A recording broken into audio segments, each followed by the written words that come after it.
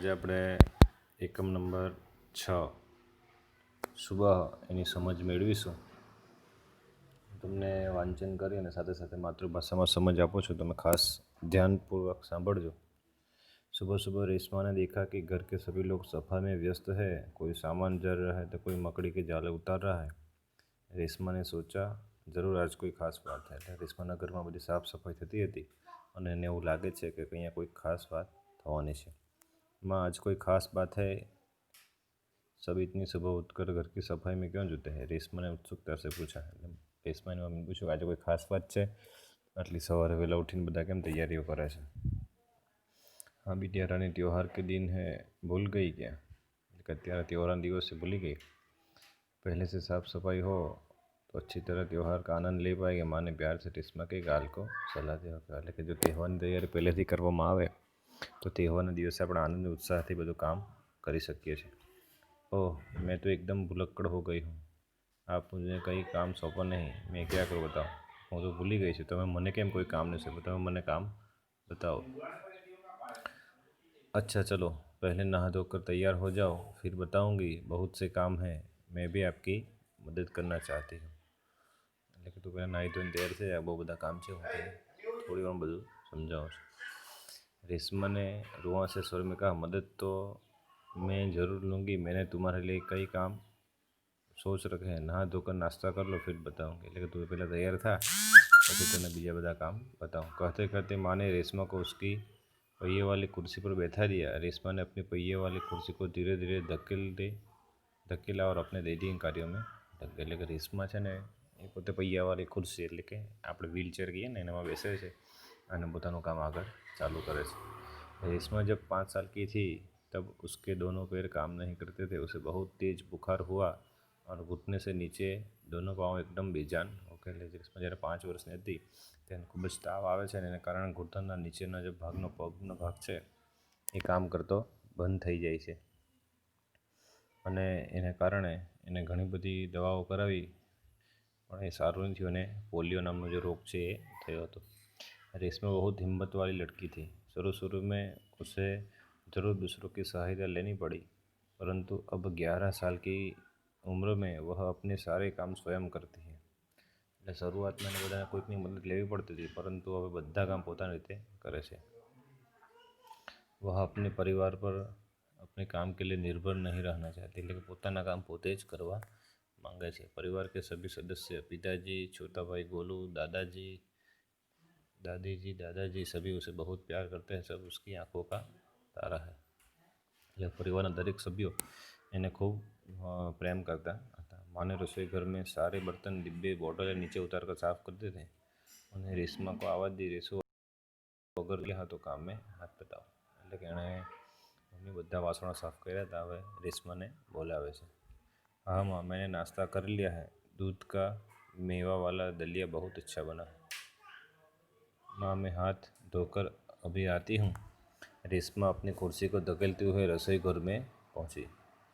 એટલે પોતાની જે વ્હીલચેર હતી એ રેશમા પોતે જાતે જ ચલાવે છે અને પોતે રસોડામાં જાય છે. રેશમા माँ को बर्तन डिब्बों पर लेबल लगा कर पकड़ाती गई और माँ उन्हें व्यवस्थित ढंग से सजाती गई. रसोई घर फिर से चमचमाने लगा. એટલે ડબ્બા પર જે સ્ટીકર લગાવવાના હતા એ બધા પોતે રેશમા લગાડે છે અને મની મમ્મીને આપે છે અને પછી બધું કામ આગળ ચાલે છે.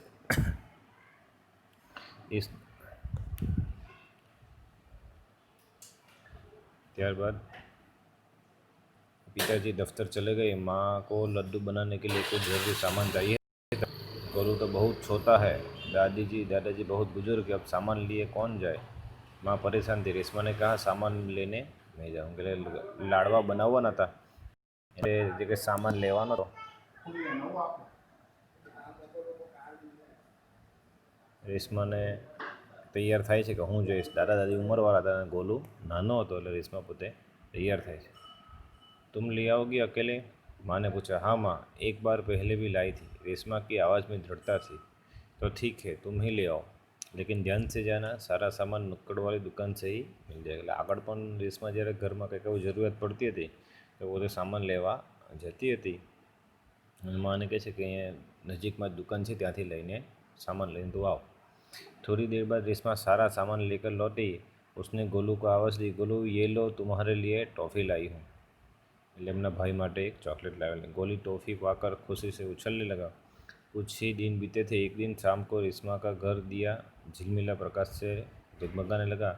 पूरा मोहल्ला जगमगा रहा था। जहाँ रोशनी ही रोशनी थी, क्या ज़मीन क्या आसमां।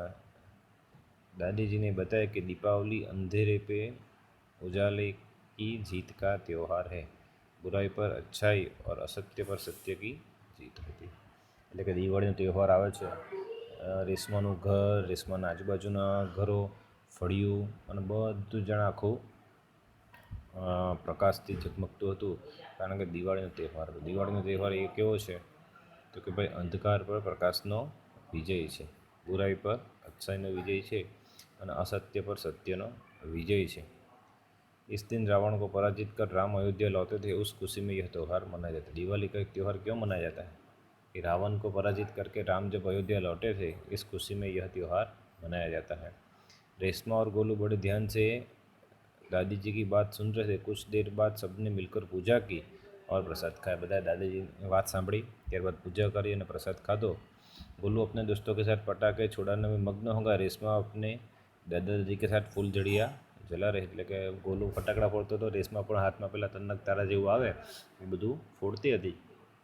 इतने में रेशमा ने क्या देखा कि गोलू ने जिस पटाखे को बुझा हुआ समझकर छोड़ दिया था, उसमें से चिंगारियाँ निकालने लगी। गोलू की पीठ पटाखे की तरफ थी। रेशमा चिल्लाई, गोलू गोलू बचो, तुम्हारे पीछे पटाखा। એટલે કે અચાનક એવું થયું કે ગોલુ જે ફટાકડો ઓલવાઈ ગયો છે એવું માની અને ઊંધો ફરીને ઊભો હતો, એની પાછળના ફટાકડામાં ચિનગારી એટલે કે સળગતો હતો અને રેશમે બૂમ મારી કે તમારી પાછળ ફટાકા છે, પરંતુ એટલે બધા ફટાકડાના અવાજ આવતા હતા કે કોઈને કંઈ સમજ પડી नहीं। रेशमा जल्दी जल्दी कुर्सी को धकेलती गोलू के पास पहुंची। उसने गोलू को ज़ोर से धक्का दिया और खुद आगे निकल गई अपनी कुर्सी की गति के कारण। એટલે કોઈ સાંભળે પેલા રેશમાએ શું કર્યું, પોતાની વ્હીલચેરને જોરમાં ધક્કો માર્યો અને એના કારણે ગોલુ નજીક ગયા અને ગોલુને જોરમાં ધક્કો મારી દીધો અને પોતાની વ્હીલચેરની ઝડપ પણ વધુ હતી એટલે ફટાકડાથી આગળ निकली गई। जोर सा धमाका हुआ। रेशमा की फुर्ती ने गोलू को जल्ले से बचा ली। એટલે જોરમાં ધડાકો થયો, પરંતુ રેશમામાં જે સ્ફૂર્તિ હતી એને કારણે गोलू बची गयो। गोलू कुछ समझ न आया कि उसे धक्का किसने दिया और क्यों। એટલે गोलू કંઈ સમજ જ નહીં પડી કે એને કોણે ધક્કો માર્યો ને કેમ। ધમાકે की आवाज़ सुनकर माँ पिताजी બહાર દોડ્યા। એટલે આ જે અવાજ આવ્યો એટલે બધા એના મમ્મી પપ્પા બહાર આવ્યા। कुर्सी रेशमा के ऊपर से रेशमा नीचे, એટલે કે એણે જોરમાં જે ધક્કો માર્યો એના કારણે રેશમા ખુરશી પરથી પડી ગયેલી, नीचे कुर्सी पड़ी लेती। पिताजी ने कुर्सी सीधी की और रेशमा को उस पर बैठा दे रहा है। पिताजी ने कुर्सी में पाछी बेसाड़ी। माँ भयभीत थी, बोली कहीं चोट तो नहीं लगी रेशू, कि तने कहीं वाग्યું નથી ને रेशमा। रेशमा ने उन्हें सारी बात बताई, बधी बात એને કરી। सबने रेशमा की पीठ ठपठपाई, એટલે બધાએ છે ને રેશમાને ખૂબ જ શાબાશી આપી। गोलू रेशमा के पास आकर नाटकीय ढंग से बोला, दीदी आज तो आपने मेरी जान बचा ली। એટલે કે ગોલુએ એની બહેન પાસે કીધું કે તે આજે મારી જાન બચાવી લીધી। આપકા यह धमाकेदार धक्का मुझे हमेशा याद रहेगा। તમારો ધમાકેદાર ધક્કો છે એ મને કાયમ માટે યાદ રહેશે। એટલે બધા લોકો હસવા લાગ્યા। રેશમા की शारीरिक कमी उसके इरादे में कभी बाधा नहीं बनी। રેશમા શારીરિક રીતે વિકલાંગ હતી, પરંતુ એણે એને પોતાની કમી ક્યારેય બનવા દીધી નહીં।